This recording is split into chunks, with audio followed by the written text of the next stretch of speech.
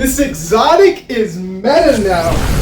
Season 21 has introduced a bunch of buffs to old exotics. One of the most notable ones is Sanguine Alchemy. With this exotic, we have access to infinite rifts, arc buddies, and we also casually get an infinite damage bonus to our arc weapons and near infinite blind. This build is so fun to play and its output is absolutely insane. You are not going to want to miss a single step, so be sure to pay attention. What's good, guys? It's Zen, and if you know me, you know I'm not going to waste your time with my videos, so let's hop right into the build. First off, we'll start with Sanguine Alchemy. Now this exotic has the perk Blood Magic, which gives you a buff that pauses the countdown to your rift ending. Each kill you get extends this perk length. Essentially, if you kill enough adds, you will always have a rift charge up before your current rift ends. This happens very often and is by no means a rare occurrence. On top of that, your rift gives you a 17% damage bonus to weapons matching your subclass. Now this is where it starts to get interesting, so let's hop into our Arc subclass to take full abuse of that free damage. First, we will of course be using Arc Soul. Arc Soul gives us an arc turret that follows us around and gives us additional free damage on top of our 17% weapon damage bonus. This free damage is nothing to laugh at, and often cleans up kills for you, or even takes down an ad or two while you are focused on higher HP targets. This Arc Soul gets even stronger damage by being amplified, which we will always be, using our second aspect, Electrostatic Mind. This aspect gives you an Ionic Trace for ability kills. Ionic Traces give you a huge percentage of your ability energy back, which also helps keep your rift up, but it also makes you amplified, which boosts your Arc Soul damage. With this in mind, our gameplay loop is as simple as get an arc ability kill, cast our rift, kill stuff, and repeat. However, there are many other things making us even stronger, so let's get into it. Now since we need our grenade up often to begin our loop, I recommend using Arc Bolt Grenade as it has a low cooldown and tags enemies very easily. Keep in mind, its damage is nothing insane, so in endgame activities you will need to get a target low before finishing them with this grenade. Our melee choice will be Ball Lightning, which gives us a nice ranged attack. Keep in mind, this melee also creates Ionic Traces when defeating enemies, which makes us amplified. Now this exotic's damage boost does stack with Empowering Rift, but I do not recommend this unless you are in easier content. Healing Rift is just too good to pass up, and you honestly don't need any more free damage. Now for your super, I do recommend Chaos Reach. In endgame activities, it is often a bad play to push with a roaming super, since you will take unneeded damage from being in a bad position. Chaos Reach isn't the best super by any means, but it is our best choice here. It also plays into our Arc Turret Wizard Power Fantasy excellently. Now our fragments in our weapons is where our power level really starts to ramp up, so let's start with the fragments. Now first of all, we have Spark of Recharge. This fragment is absolutely insane. It gives you a huge buff to grenade and melee cooldown when you get low HP, which happens quite often. Remember, these abilities help start our entire gameplay loop. Next, we have Spark of Focus, which gives you increased rift energy when you sprint for a few seconds. With this fragment, we are now boosting the cooldown of all three of our abilities, giving us insane uptime. Next, we have the fragment responsible for blinding our enemies nearly infinitely, Spark of Beacons. With this fragment, being amplified and getting a kill with an arc special weapon creates a blinding explosion. We are pretty much always amplified with this build, and our main weapon is an arc special weapon,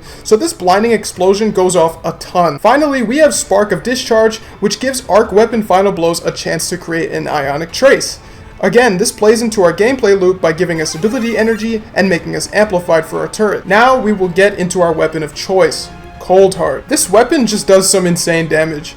As you can see, I am absolutely melting this Overload champion, and keep in mind, I am 30 levels under power, which is more than a Grandmaster Nightfall's difficulty of 25 levels under. This exotic gives you increased damage the longer it remains on a target. It also plays into our gameplay loop, since when it gets in this heavy damage mode, it creates Ionic Traces. Our next weapon will be pretty much any arc machine gun. The name of the game with this build is Sustained Damage, so this plays into it really well. The best thing about these two weapons is the fact that they have great ammo economy, meaning that you can take advantage of this build pretty much all of the time with the combination of the two. Now your kinetic weapon doesn't actually matter at all, so feel free to run whatever you want or need for champions. Now as you can see, I'm running an Osmosis auto rifle, but unfortunately Osmosis does not trigger our arc weapon damage bonus from Sanguine Alchemy. Hopefully Bungie fixes this bug down the line. Now those are the main components to our build, but we can make ourselves even stronger with mods, especially the artifact mods from Season 21, so let's continue. Now first of all, our entire build is reliant on us having special and heavy ammo, so definitely slot on special and heavy ammo finder. Again, there's really no worries in terms of ammo economy, since we are using a trace rifle and a machine gun, we will pretty much always have our ammo up.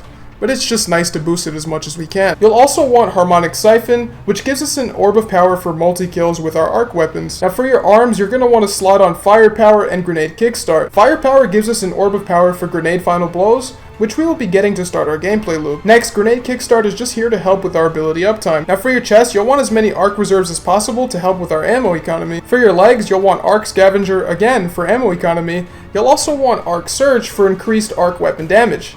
Now this does not stack with Sanguine Alchemy's arc damage boost, but it's there for the few times we are not standing in our rift. Enemies don't just spawn infinitely, so you will need to rotate positions or into the next room sometimes. This mod ensures that we will pretty much always have a damage boost for our arc weapons. Finally, you'll want Elemental Charge, which has a chance to give us an armor charge for collecting ionic traces. Now on our class item, you'll want Time Dilation to increase the duration of our Arc Surge, and Utility Kickstart to help with our rift uptime. Let's discuss artifact mods which turn this build from amazing to absolutely insane. First, we have Overload Trace Rifle. This makes our Coldheart stun overloads, which is fantastic. Authorized mods Arc makes it so our Arc Reserve and Scavenger mods only cost 1. Next, Electric Armor increases the duration we remain amplified from 15 seconds to 20 seconds. Thunderous Retort increases our Chaos Reach damage while amplified, which we will pretty much always be. Next, we have Amped Up, which gives us a crazy 25% damage resistance while amplified. Next, we have Shock and Awe, which gives us a bit of free damage in the form of lightning strikes after any arc final blow. This final blow can be an ability or our arc weapons. This lightning strike also jolts enemies,